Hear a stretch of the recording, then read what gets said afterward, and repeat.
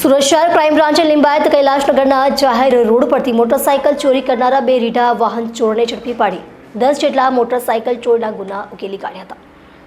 નવા વર્ષની શરૂઆતની સાથે જ વાહન ચોરના બનેલા ગુના અને બનતા ગુના અટકાવવા સુરત શહેર ક્રાઇમ બ્રાન્ચ પોલીસને સૂચના આપી હતી, જે અનુસંધાને Surat crime branch NDPS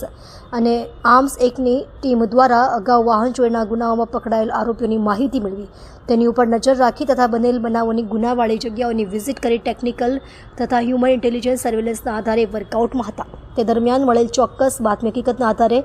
Limbayat Kailashnagar જાહેર રોડ ઉપર ચોરીમાં ગયેલ મોટરસાઇકલ સાથે રાહુલ સુનિલ ધોડે અને અવિનાશ યુવરાજ બોરસને ઝડપી પાડ્યા હતા। પ્રાથમિક પૂછપરછ કરતા ઈસમો પૈકી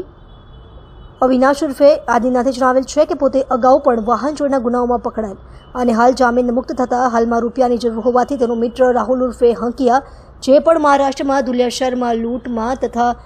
ખૂનના ગુનામાં પકડાયેલ હતો, તેને સાથે રાખી સુરત શહેર વિસ્તારમાં રાત્રિના સમયે મોટરસાઇકલ ચોરી કરતા હતા અને ચોરી કરેલ વાહનો છુપાવી દેતા હતા। 10 જેટલી મોટરસાઇકલ ભેગી થયા બાદ અન્ય રાજ્યમાં વેચવા માટે લઈ જતા હતા।